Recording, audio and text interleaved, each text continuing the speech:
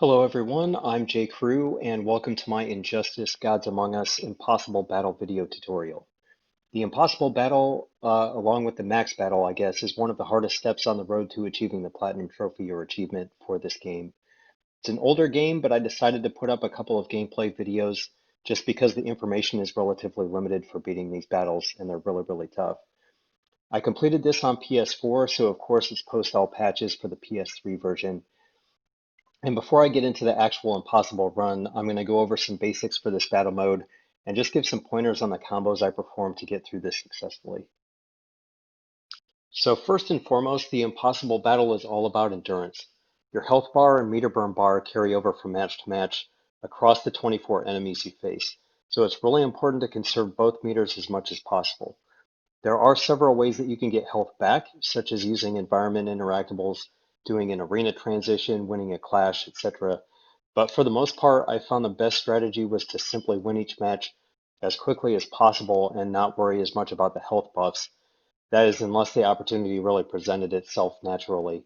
But you can hurt yourself a lot more than the health you get back at the end of the match by trying to force one of those situations.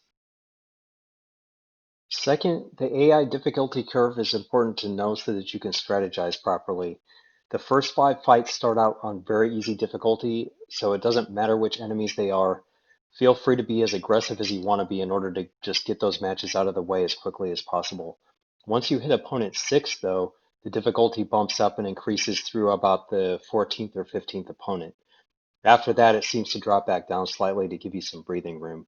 But the hardest string of opponents in this battle are definitely in that middle section, again, regardless of which characters they are. So because of this, it's a little bit more difficult to cheese the opponent roster like you can in the max battle, but you can still reload until you have some of the tougher opponents within that first 5 fights. If you do that, characters I recommend doing it for are the Joker, Green Lantern, Batgirl, Scorpion, the Flash, and Doomsday. However, I do fight some of those characters later in my roster, so you can see my strategy for them. And last but most definitely not least, do not spam the Swamp Hands combo. I'll save you a lot of frustration right now by having you avoid that strategy. A lot of the info I found online just recommended you following the same offensive strategy for both Impossible and the Max, which is entirely wrong. This battle mode is nothing like the Max, and if you try to beat them the same way, you'll just end up failing and frustrated. You may use the Swamp Hands combo here and there. I definitely do to complete it, and you'll see that in the video, but it's not the first or even second go-to combo for this battle mode. That's because you want to conserve your meter burn bar. You can't do that when you keep using the Swamp Hands meter burn. So while we're on the topic of combo moves, let's go ahead and move on to the combos you will be using primarily throughout this battle. The move you're going to be using the most through this battle mode is the Rising Backhand Pain Chain combo, and all of these will link together with the Pain Chain. But this one is great because it starts from a defensive position. So you'll start crouched, and then you'll hit them, launch them into the air, and grab them. Sometimes the AI will block it, but they're still susceptible to the grab, so you can still complete the Pain Chain combo after you do it. The timing of that is really important. Whether they block it or not, you just want to make sure that you're doing the rising backhand move and then immediately hitting the pain chain button or the circle button in order to grab them. So as long as you do that in really quick, fast succession, then you'll be able to grab them for the most part, either way, whether they block it or not. The second move that you're going to be using a lot in this battle mode is Driven to Kill. And this is useful for staying more aggressive, and that sounds counterproductive for this battle mode, but it's really not. You want to stay aggressive and on top of your enemy, so it's more offensive that way. And it's really useful for the very beginning of a battle. Right when the match starts, you want to start off hitting that combo button, the square, square, triangle, and then leading into the pain chain. And again, whether they block it or not, you can still grab them and complete the pain chain. So it's really good to get the first hit right out of the gate on the match. The only weird thing is that if they don't block it, you want to pause for a split second before starting the pain chain and grabbing them. For some reason, if you try to do it all in a quick succession, it doesn't grab them and you just whiff on the grab. If they block it, you want to do it in really quick succession. And I'm not sure why why that's different, but just keep that in mind. If they block it, do it really quickly. If they're not blocking it and you're getting hits in, then just pause for a split second after the triangle button before you hit the circle button. The last move I'll talk about briefly is the Swamp Hands Meter Burn combo. This is the move that you'll use primarily in the max battle, but it isn't nearly as effective in Impossible. And that's mainly because you have to use meter burn to accomplish it, and you want to conserve that as much as possible. I do go into a lot more detail on this move in my max battle video, so please watch that if you want a better description of the move. But I did at least want to mention it here though, because it can be useful in certain situations. Specifically, if you need to get some space on an opponent or to get an arena transition if you're looking to redeem some health later on in the battle. So that seems like a lot of setup to go into this battle mode, but it's all really important because uh, you just have to really use a different strategy here than you do in any other place, I think, within the Injustice game. So there's a lot to learn and a lot of different strategy to use in order to get through this. But now that we have the setup and I've given you some tips on how to complete it, we'll go ahead and get into the actual gameplay here. And as I mentioned before, the first 5 fights of this battle mode are on very easy difficulty. So it's really important, well, it's not important, but it's useful just to be as aggressive as you can be in order to get through these matches because they're kind of a waste of time. So you just want to get through them fast. You can see that I started out the match using the Driven to Kill combo, and that's going to be really consistent throughout the entire thing. You really want to try and get that in right off the bat in order to get as much of your meter burn up and also just kind of get a hit in right off the bat. Um, Again, it doesn't matter which opponents are in the first 5. They're all going to be extremely easy. So opponents that you're used to being difficult or having trouble against, as long as they're in that first 5 roster, you're in really good shape. And I mentioned this earlier too. It's possible to cheese the max because you can see all 10 opponents right off the bat when you start the battle. With this one, it's different. So you can see the first, I think it's 8 or 9 or 10 opponents, and then after that, you can't see who's in the roster. So cheesing the opponent roster is not as effective in this, but you can use it to get some of the more difficult opponents out of the way, like Green Lantern, the Flash, and characters like that. So for the most part, I'm going to be largely silent on this, at least at the beginning. Towards the middle, I'll be doing a little bit more commentary just because there'll be more to talk about strategy-wise. Especially for the first few fights here, there's not a whole lot of strategy involved. It's just kind of pummeling in order to get to the 6th opponent when it really starts to get difficult. So um, I'll let this run and I will be chiming in just a little bit.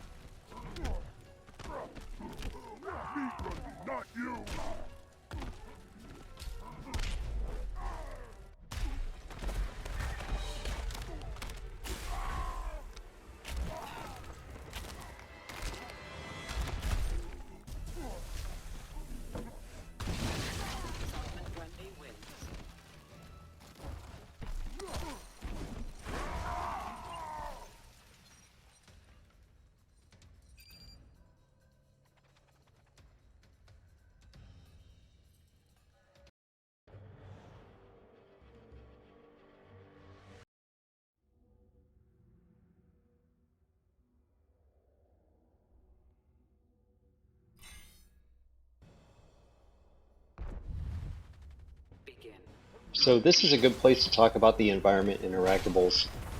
So you want to use those as much as you can for two reasons. One, they do quite a bit of damage against the opponent.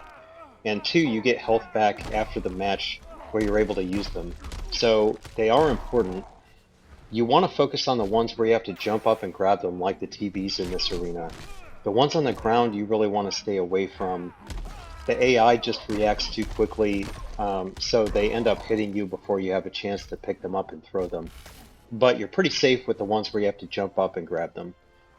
The other thing with that is that the more interactables you use, obviously the less interactables the opponent has to use against you. So use them if you can use them safely, and also just give yourself a little bit of space between you and your opponent just to make sure that you have enough time to jump up and grab them and throw them.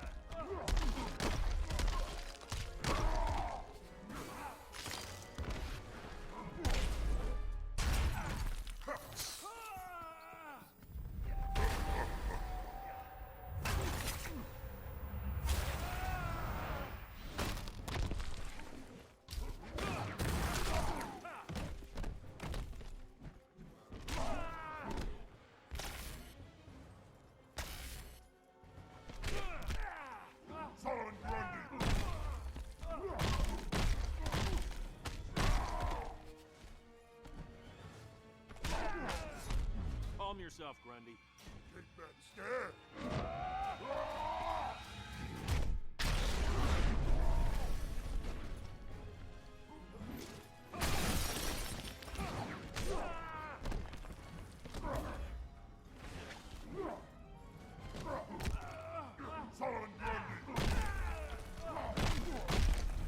Solomon Grundy wins.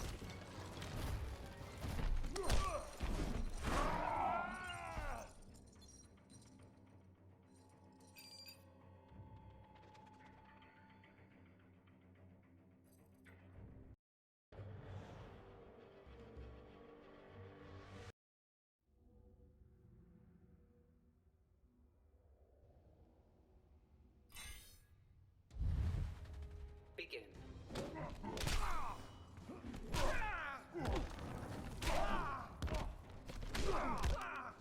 Solomon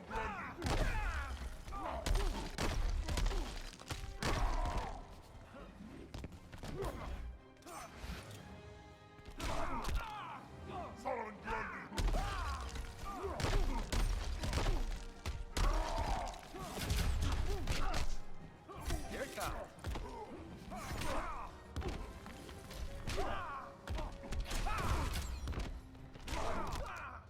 Solomon Grundy's back.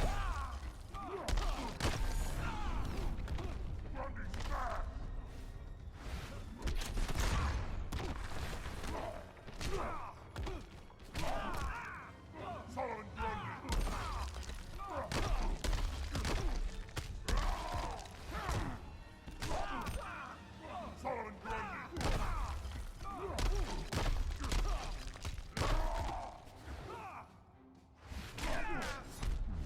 Slow, stupid, and ugly. Grundy not slow.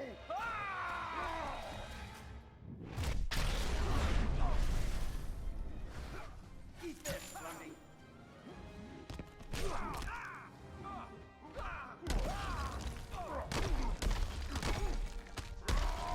Solomon Grundy wins.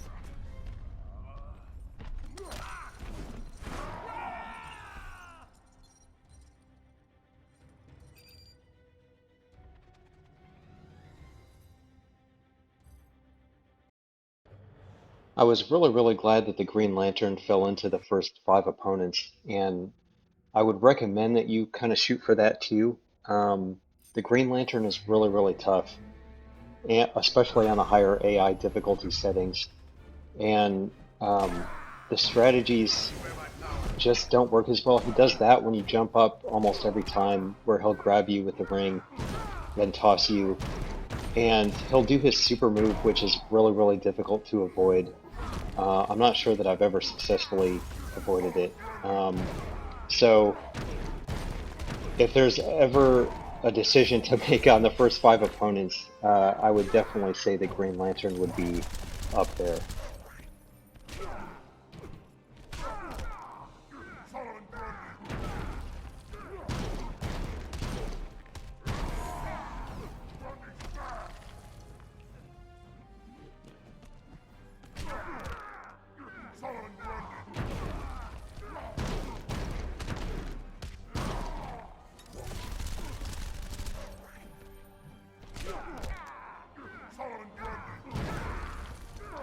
Here you can see in just a second, I do the Swamp Hands meter burn in order to get an arena transition on him. And I do that a few times, and I did it for him specifically because I was going into, he's the 5th opponent, so I'm going into where the AI is going to get a little bit more difficult, so I wanted to get as much health back and try to get 100% health before I started that. And then he returned the favor there on the arena transition. But that's a really good strategy to use if you're going to use the Swamp Hands meter burn. Use it when they're right in the corner and you can go up and do the transition.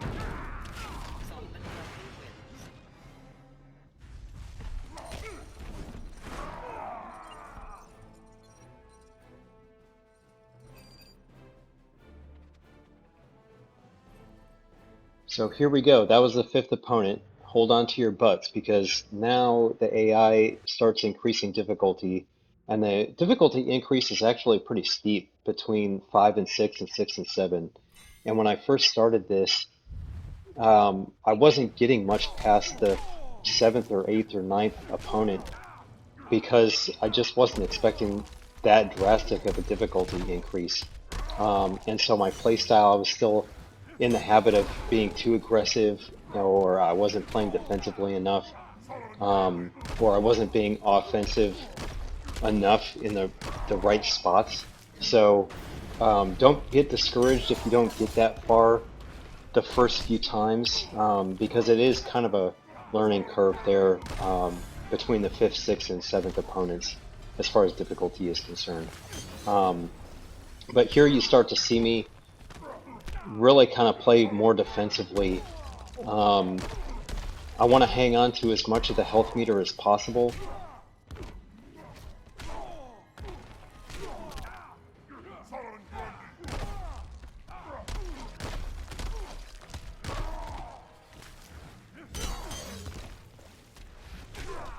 I'm going to talk about the clash system a little bit here too, because especially at this point where the AI starts getting a little bit smarter, it starts using clash quite a bit more.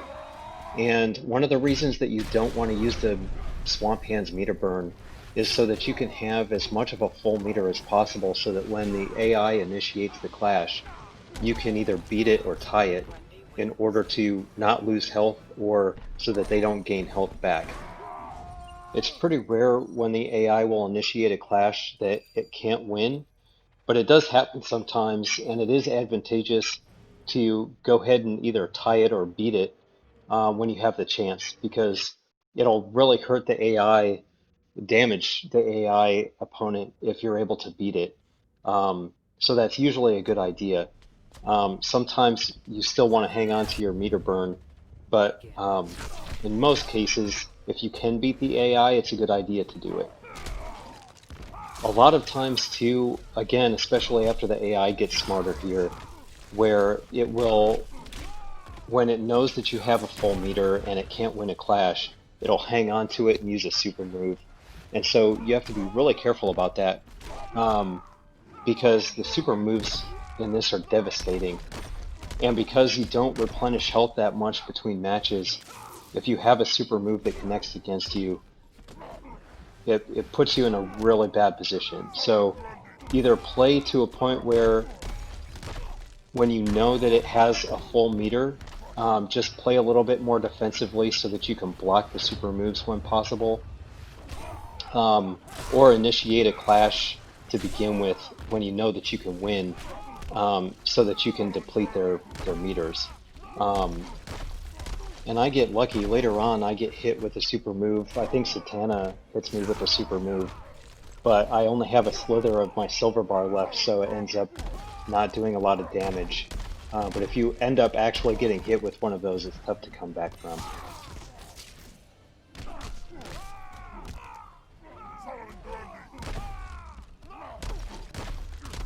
This wager is good to look at because when he initiates it, you can see that he hasn't selected anything yet. And when he selects, you can't see what they select, but you can tell whether they select something or not. And a lot of times, they'll just initiate a clash to get out from under your combo, but they won't actually select anything.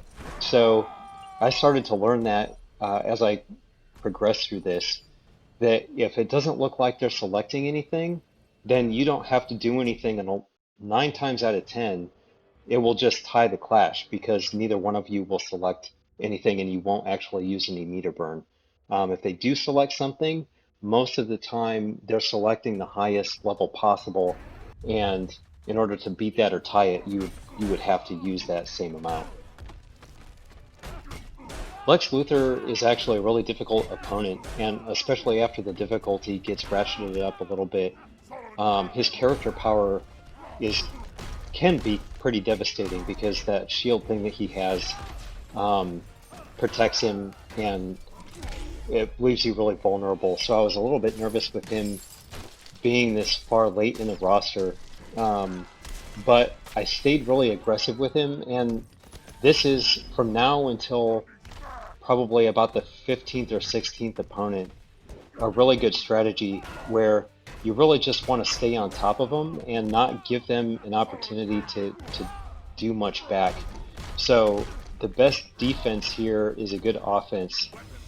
And like that, I kind of flip between staying in that down pose in order to do the rising backhand combo and then really just being offensive. So kind of letting him do All his brawn, no thing praise. and me blocking it and then just staying on top of him to where he doesn't really have an opportunity to do much.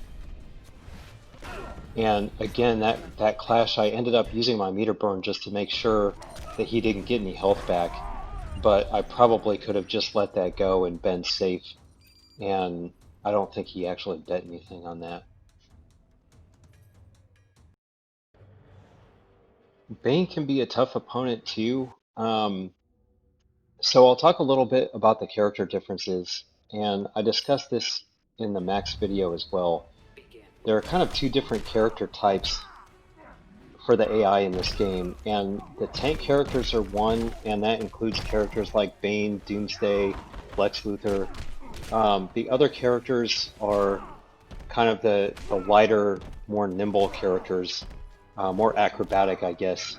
And those characters are like Wonder Woman, Green Arrow, um, Nightwing, those kind of characters who bounce around a lot more. The tank characters are slower, but their character powers are tough, so you just want to stay away from them when they activate those and then lay into them offensively. And you can see here where his meter was full and he activated the super move, and I was able to react defensively and then again just immediately go offensive and lay into him. Solomon Grundy wins. And that's kind of the trick, is just a good defense, let them get out their moves and then just lay into them offensively.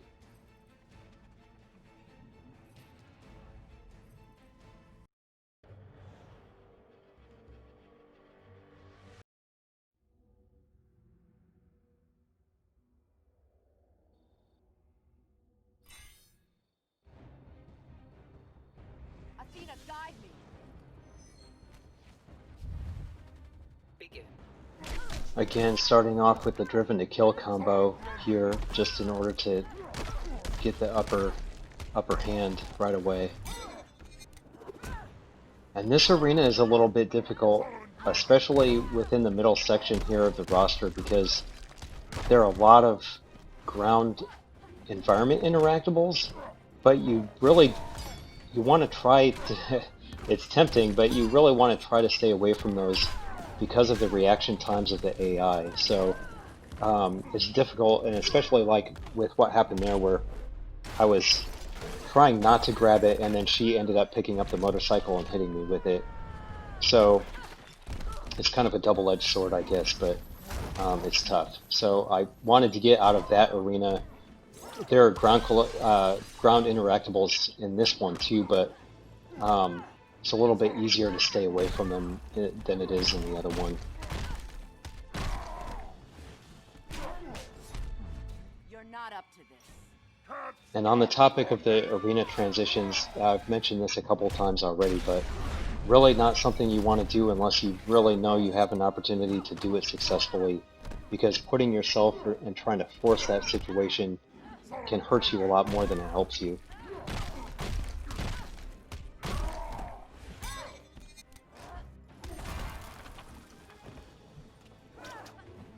You can see again here, taking advantage of the backhand combo.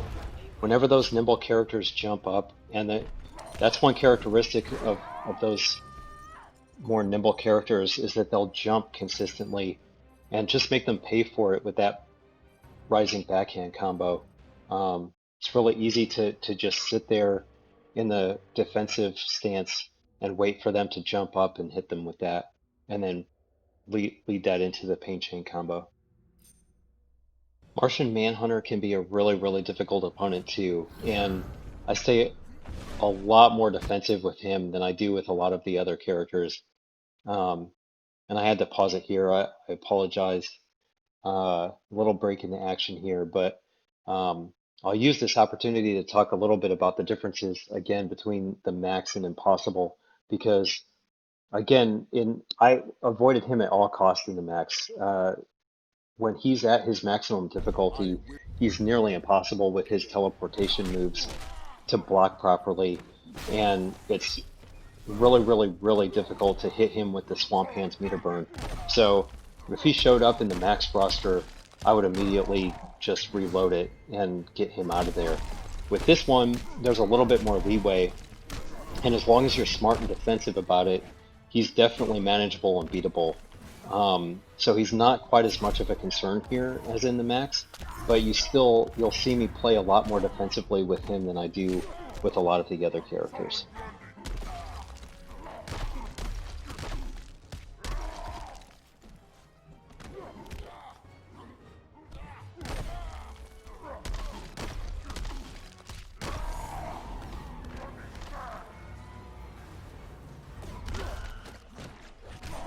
Now I was getting him over into the corner, which is why I'm doing the Swamp Hands, because I'm trying to get an arena transition on him.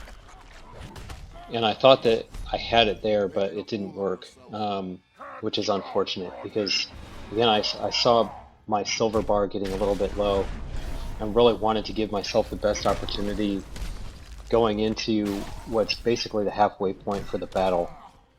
And so I thought I had a good opportunity there for an arena transition, but it wasn't quite far over enough, I guess, for it to work. So I just stick with the original strategy from here on out and just keep with the rising backhand so that I can stay in that defensive pose and then attack him when I have a chance.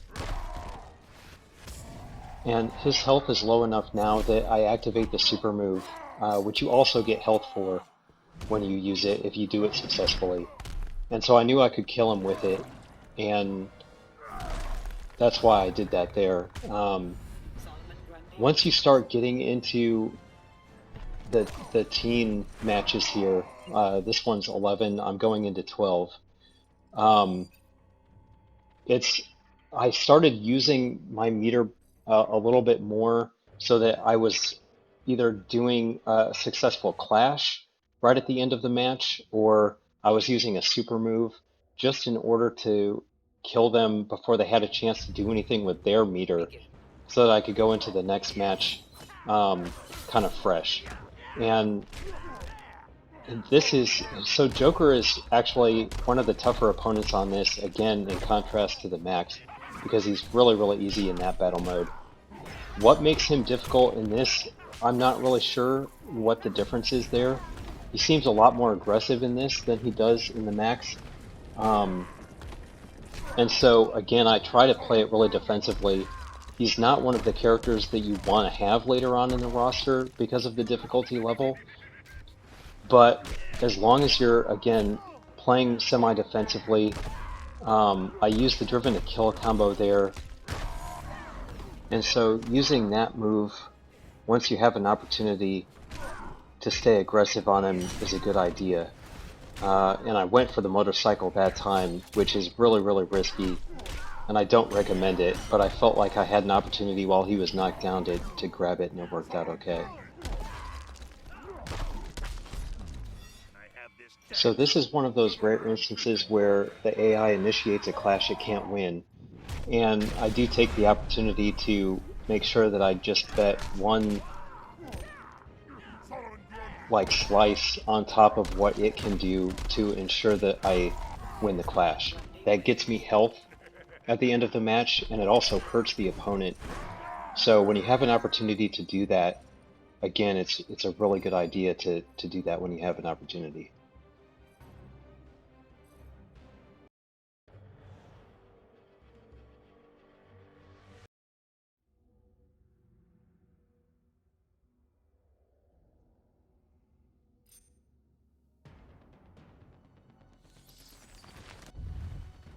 Begin.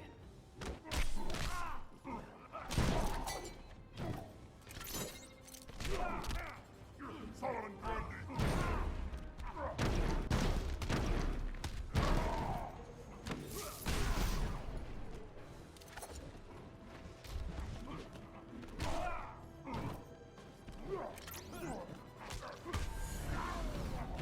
Try it again.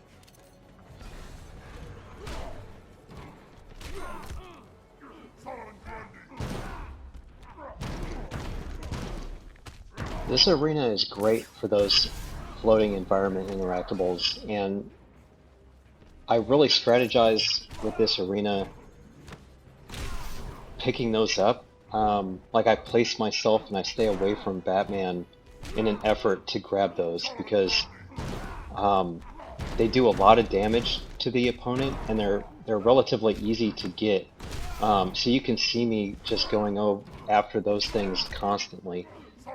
And they float overhead pretty much on a constant basis, so you always know that you have one. And he wagered there right away so that I knew that he was using his full meter, and so I used it as well in order to make sure that we tied and he didn't get any health back.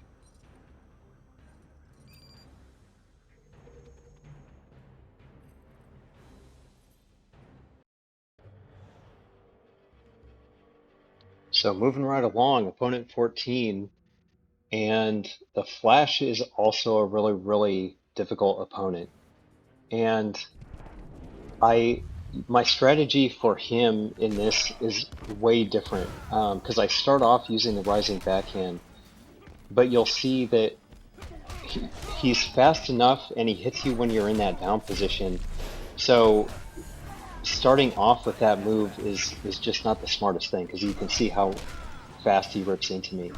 So I switch strategies here and I do the driven to kill combo pretty much from here on out, and it was much more effective than trying to do the rising backhand. The driven to kill combo also, for whatever reason, against the Flash, because you're staying more offensive with him, really keeps him from doing much. And you can see he tried to use the super move there, and I was able to block it.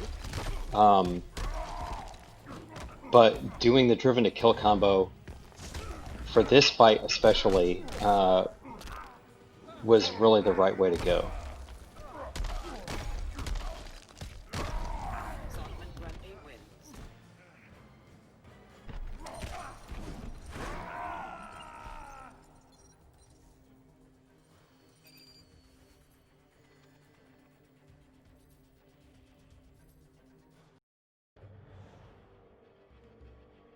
Cyborg is a pretty easy opponent, and you can see in this match I'm back to using the rising backhand. Most of Cyborg's moves can't connect with you as long as you're in that defensive position initially, Begin. and then just hitting him when he's vulnerable is a really good strategy. And staying on top of him too, like when you hit him with the rising backhand, if you're not able to chain it into the pain chain, just sprinting towards him and making sure that you stay on top of him so that you can do it again. But you keep that pattern up, and Cyborg is a pretty easy opponent. Solomon Grundy.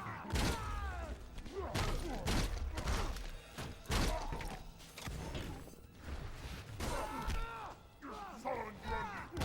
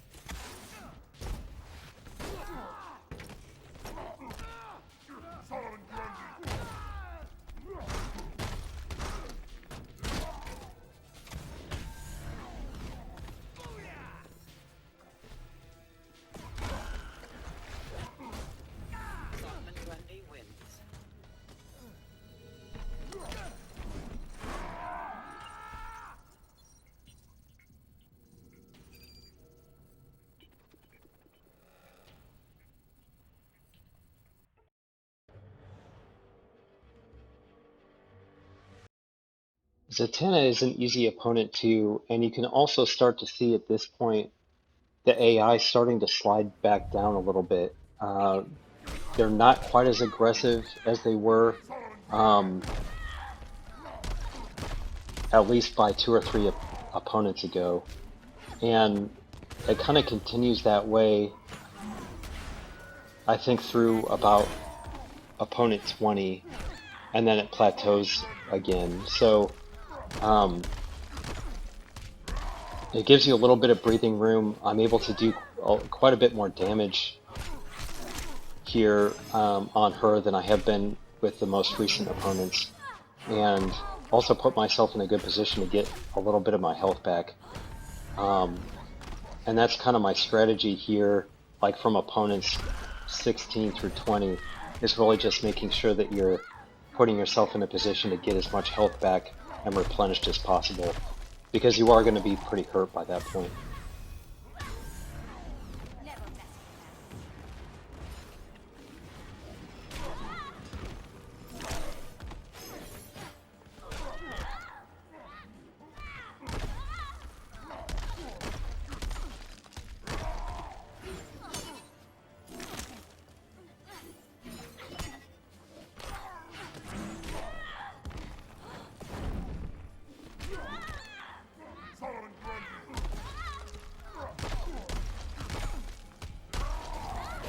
Grundy wins.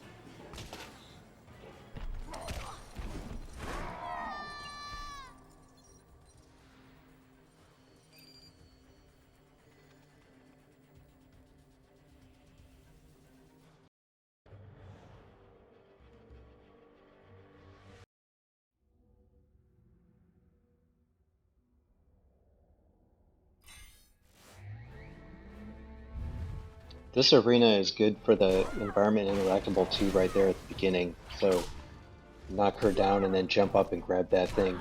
And then there's an arena transition in this level too, so again I try to take advantage of that, getting her into the corner, and then I'll stick her with the Swamp Hands meter burn and then try to get the arena transition to get a little bit of health back here.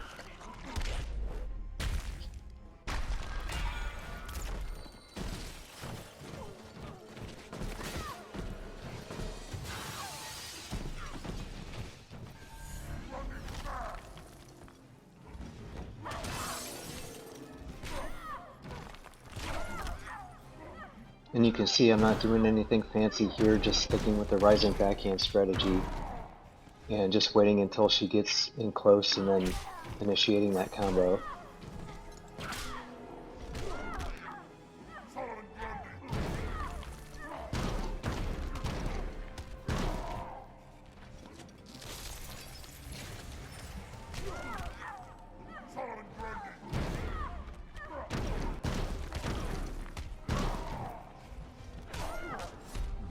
This kitty has claws.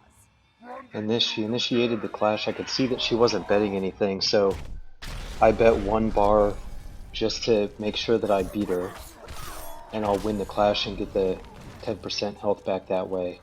And then she was just a sliver of life, so I tried to get her with the Swamp Hands just to finish her off, but kind of too bad she took off my entire silver bar there before I could beat her when she had just that little sliver of life left, but it's okay.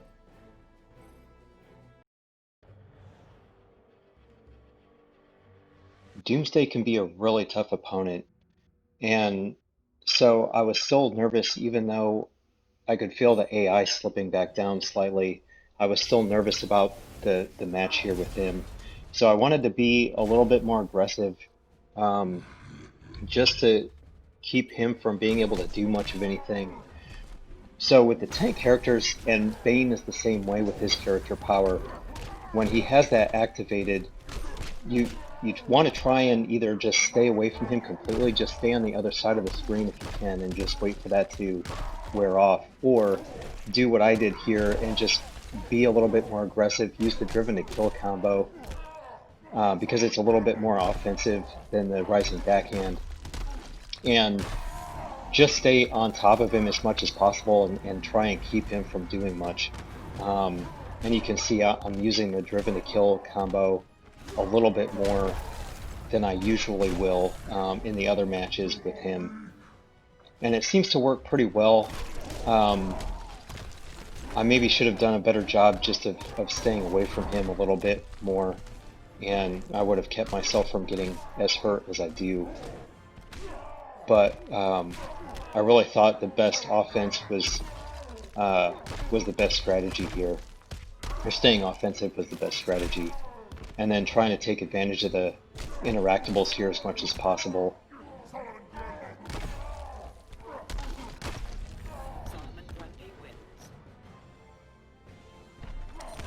But the good thing about that fight was that he didn't use his superpower and he didn't try to initiate a clash, so I was able to retain my full meter going into the next match, which I thought was, for a Doomsday fight, a really good win, even though I lost some health there. And then Deathstroke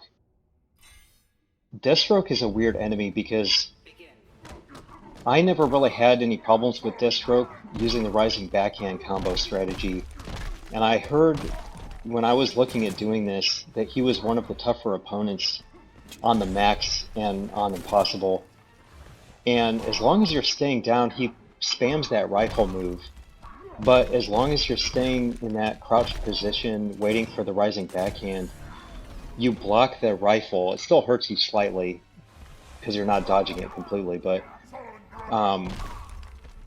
you can block it and it does minimal damage, and then just wait for him to get in close and hit him with the Rising Backhand.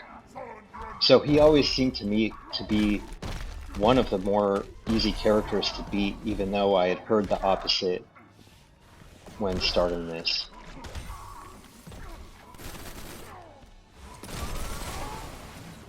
And he was still spamming that rifle when I was trying to get the environment interactable there. He is an annoying opponent, I'll give him that, because of the spam on that move. But I wouldn't say he's difficult to beat. He's really predictable, because that's pretty much all he does. Little man fit in pocket.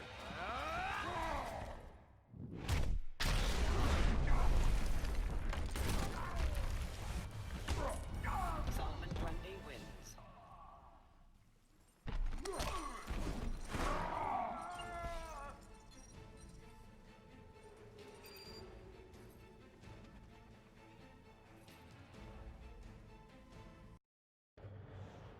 Alright, and here we are, home stretch, opponent 20. And Ares is a weird character too, and I mentioned this in my max video. Ares was totally hit and miss for me on difficulty. Like, sometimes he would just rip me to shreds, and other times I would just beat him no problems. And opponent 20, the AI starts to increase again slightly. So again, I was a little bit nervous about this fight. I'm glad that it was in this arena because of the car environment and interactable and the arena transition. So I took full advantage of that. And then I did the Swamp Hands combo in this fight a little bit more because I know that he's really susceptible to it as long as you're away from him a little bit. So as long as you have that separation, it's a good move to use against him. And all in all, this fight went really well.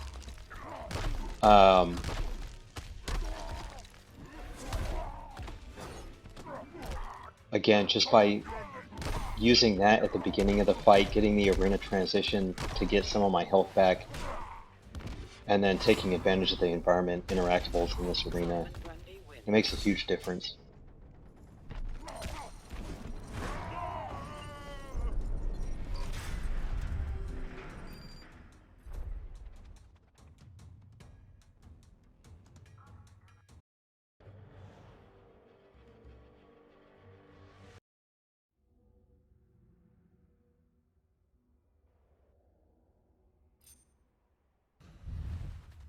Begin.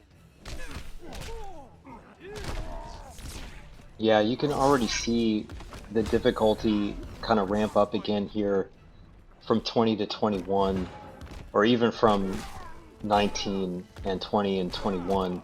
I wouldn't call Black Adam particularly difficult. He's one of the easier characters to beat, but you can see where he's already doing a better job of dodging moves and whatnot from a few opponents ago. So I try to take advantage of the arena transition there and use Swamp Hand's meter burn.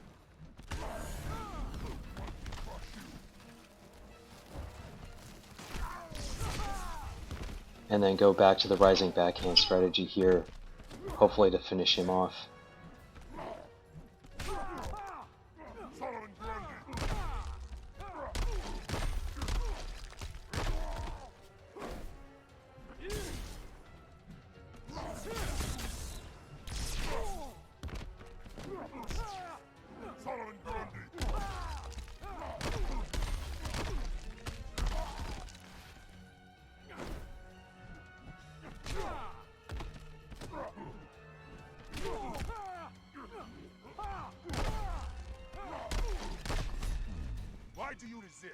And that's another great example of the AI. You can tell that he selects that right away with the clash. And so I know to use my entire meter there in order to keep him from generating health back. As he's already hurt me quite a bit here, and I didn't want him having any kind of an advantage. I just wanted the fight to be over. And you really want to do that all through the impossible battle. Don't let them win any clashes.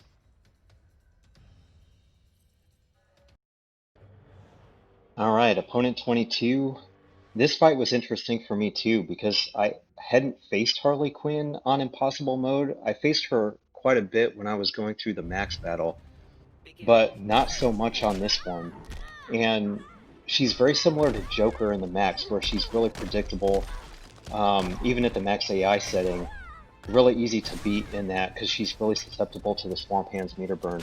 But in this one, I really hadn't faced her a whole lot, so I didn't know what to expect, and I didn't know how she was going to be, if she was going to be more difficult in this mode, like Joker is. So I was kind of nervous because I'd gotten so hurt in the Black Adam match, and I was so close to being done with this that it made me a little bit nervous, but I figured I would just be aggressive since I didn't know her playstyle and just try and be as aggressive as possible. So I got her here in the corner, tried to do the arena transition, which didn't work, but was able to stay on top of her enough that she couldn't really do anything and just kept spamming those combos until she was dead. So it ended up turning out really well. And I was able to get quite a bit of health back from this, even without the arena transition going into the last two opponents.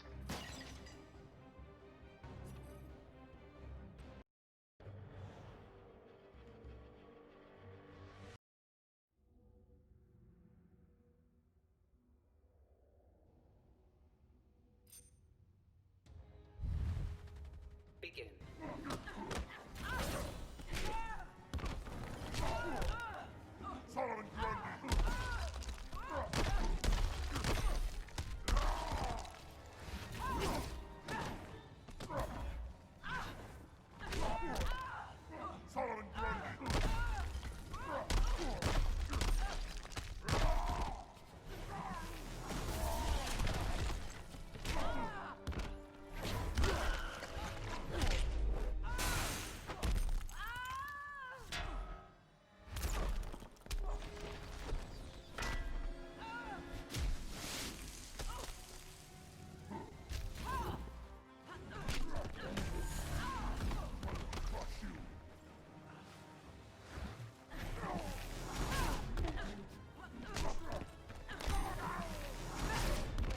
I really wait on grabbing that interactable too until I had a really good opportunity to do it so that she didn't hit me while I was grabbing it. But this interactable is great because you can, with the rising backhand, just keep launching her into it. And you can see I'll do that several times before I end up grabbing her just so that I can take advantage of her getting shocked by that interactable multiple times.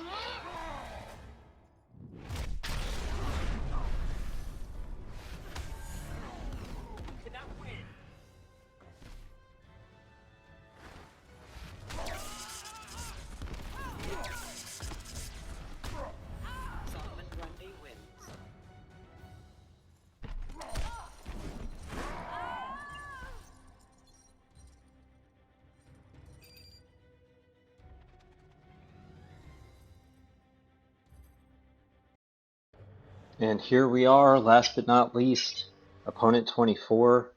And Nightwing can be a pretty dangerous opponent. So I just wanted to stick with the same strategy of the rising backhand. He's one of those characters that doesn't do a lot of, he's like Catwoman, he doesn't do a lot of damage, but he'll have combos that if he lays into you are really difficult to get out of. And so he'll end up doing a lot of damage just by way of vicious combo. So I wanted to play a little bit more defensively here. I knew that I didn't have to save my meter burn, so I do the swamp hands there to get the transition. And for the most part, just try and stay down in that crouching pose, waiting for him, waiting for the rising backhand combo opportunity to present itself. And see, like there, he took off quite a bit of health just in that one little combo he did.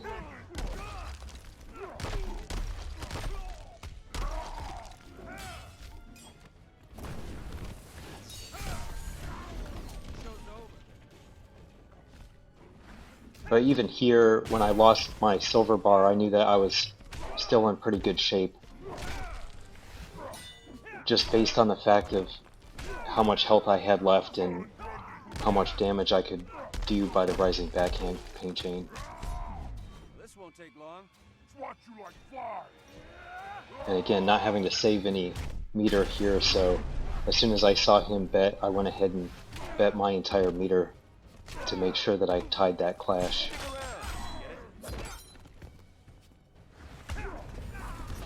And finished him off, and that completes the impossible battle. So I'd like to thank you again for watching. I hope you enjoyed it and that the tips and tutorials can help you complete this tough battle challenge too. You can also check out my video tutorial on the Max Injustice battle, and also make sure to check out my website, jkreview.com, for other gaming videos and content. Thanks again for watching, and don't forget to like and subscribe.